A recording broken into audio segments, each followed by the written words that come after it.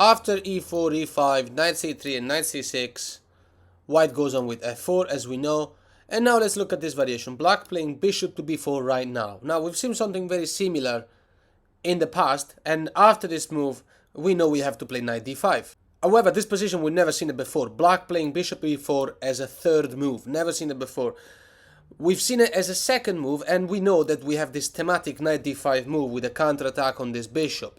So we just need to briefly mention how this goes, because there's a slight difference from when you play it from the second move. Like the difference is here when black plays bishop before you play knight d5. You might argue that after knight c6 there's a transposition, but there is no pawn in f4. We haven't played the Vienna Gambit basically. And white here, as seen in the previous videos, will go on with knight f3 and then d6 and so on. We've seen this already. So, but here is different because black playing knight c6 as a second move allowed us to go on with the usual f4. But now bishop b4, so it's slightly different. Knight to d5 comes. And now just two moves. Bishop a5 or bishop c5. Let's have a look at them. Bishop to a5. Here you play knight to f3, and after d6, c3. So very similar scenarios, except in this case we do have a pawn in f4. It's more aggressive, it's even better in my opinion. Knight to f6, challenging our strong knight. What to do? b4. Bishop moves, and now a4, threatening to take that bishop. Obviously this cannot be, it's not like after b4 white, black could do this move, because when you take back you got an attack on this knight and an attack on this bishop. You're winning material. So obviously that was not an option. In this position, bishop back to b6, a4 threatening to trap the bishop. Knight takes e4. Let's look at this move. The reason is that allows you to play bishop to f2, maybe not getting trapped, or even knight to f2, trap winning material. White goes on with queen to c2, attacking the knight. The knight's under attack, and this bishop is at risk of being trapped. What to play? By the way, a move like bishop to f5 loses immediately to bishop to d3. Double attack, and that's going to be it. We're winning material.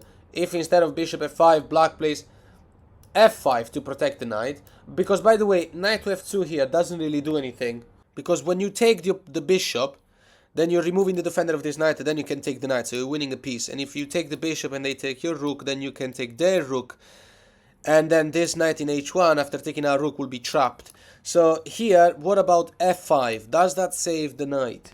No, because d3, and the knight is under attack. Okay, well the knight you can say can go to a few squares. Let's look first of all at bishop to f2, king to d1, that's it. The queen is still attacking the bishop, the pawn is still attacking the knight. Whatever piece the black player saves, the other one will be taken. So let's go back. After d3 attacking this knight, what about knight to f2, attacking the rook? Well, as we mentioned, this is the plan. Take the bishop, and that's it.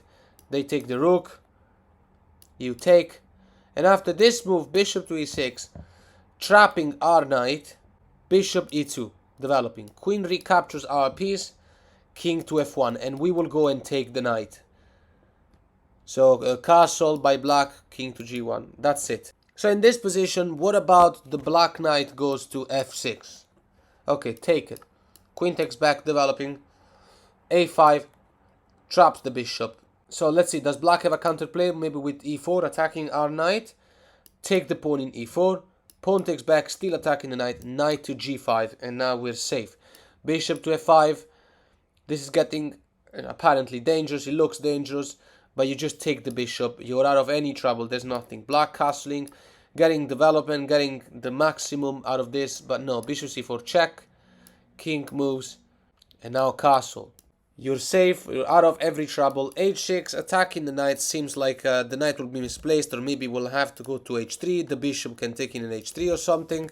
But you're just safe to take this pawn. Yeah, you're pinning your own knight, but you're coming with an attack on the queen, so if black puts more pressure on that knight, just take the queen, and you know, obviously you're winning in material, it's easier. Queen going to e7, the only other square from where the queen could be putting more pressure on this knight and keeping the pin. You just play bishop to d3. You're out of any possible problem. So let's briefly look at the other variation. So the knight c6 game with f4, and now bishop b4. Okay, knight to d5. Bishop to c5 instead of bishop a5. Okay, knight f3. And now two options.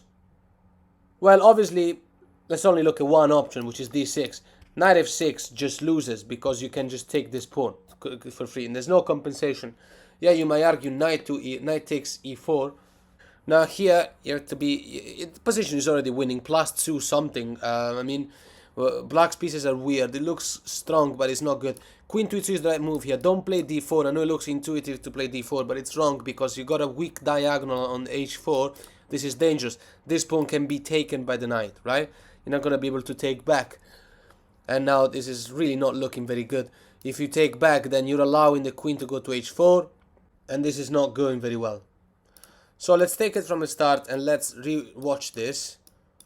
So f4, bishop b4, okay, knight d5, bishop c5, knight developing early on, you take in e5. They have to take back, the only thing that makes sense basically. Queen to e2, and now you can say, okay, well, what about knight to f2, going for an attack on the rook and being very annoying? How to deal with this? Now you can play d4. And when the knight takes you, you just take back the knight in f2. This knight doesn't have any dangerous attacks. Yeah, it looks like, well, knight to c2 check doesn't work, obviously, because you can just escape the check and the discover attack on the queen by taking the knight.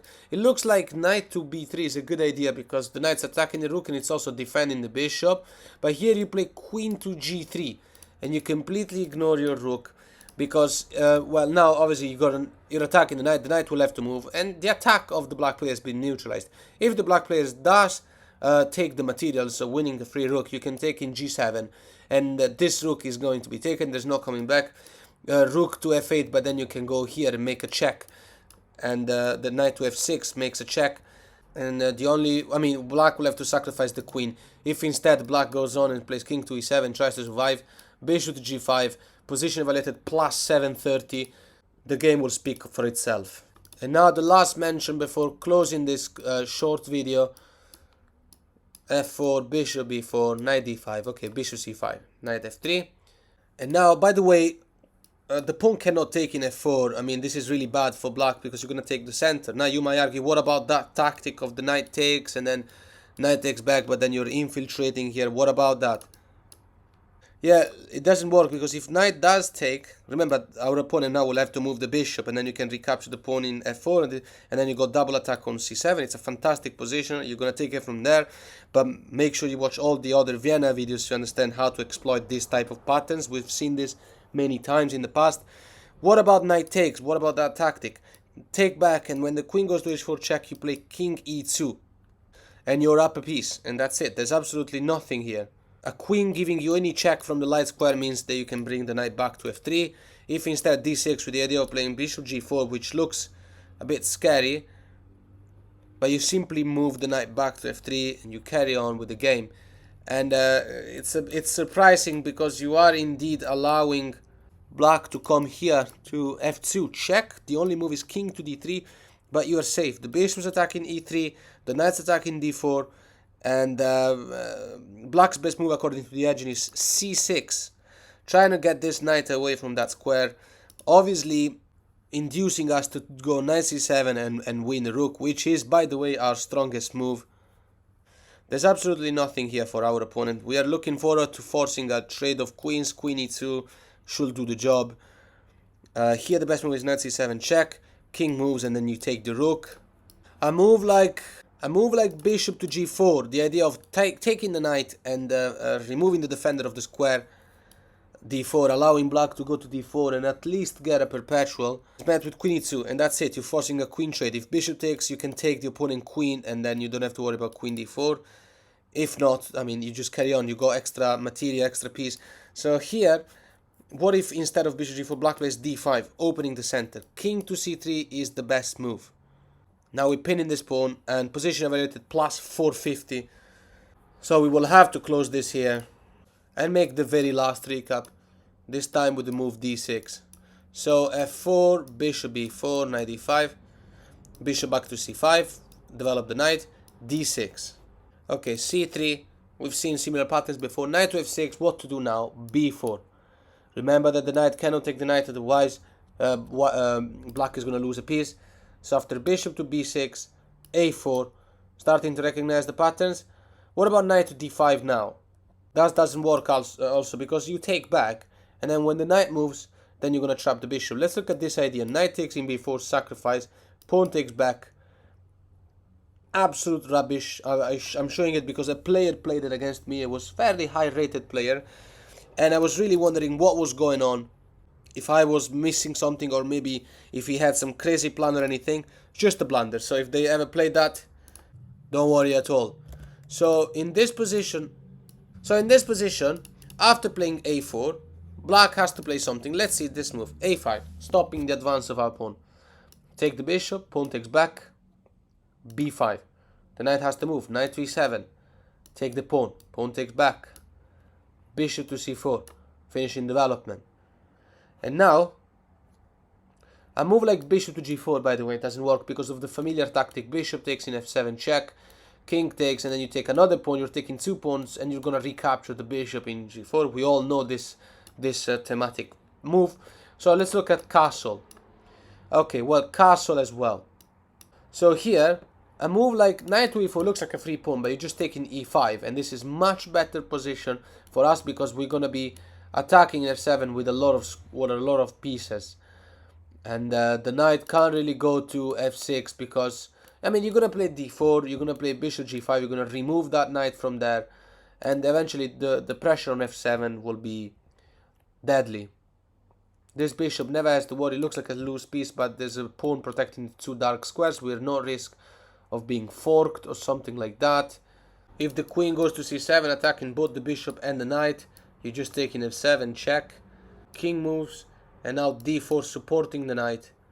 It looks crazy because we actually are under attack in a way that black cannot take the pawn because queen e1 traps the knight, and if black takes the pawn with the queen, then rook a3, and we're gonna be able to transfer the rook on the h file and go for checkmating the ideas. Rook check, sacrifice queen h5, all of these are valid ideas.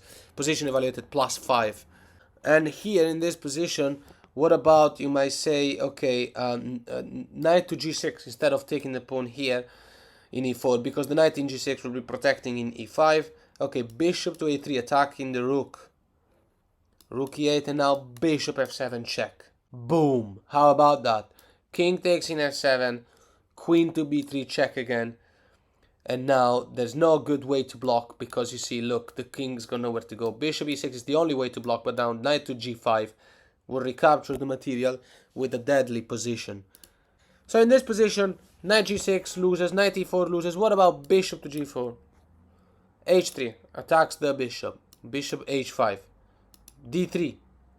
Okay, queen to c7, developing and allowing maybe the rooks on the same file of our queen, maybe an attack on the backward pawn. Seems to be making sense. Bishop a3 comes now with an attack on the rook, rook to d8.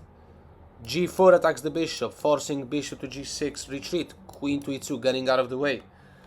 h6, allowing a shelter in case we attack the bishop, maybe with knight h4, queen to h2, ultimating the attack on that pawn in e5. And this cannot be defended. And your next move is going to take the, let's say bishop to h7. Next move is to just take in e5 with a dominant position. Knight to e5 was going to come anyway, so now there's an uncomfortable situation in f7, and you can take it from here.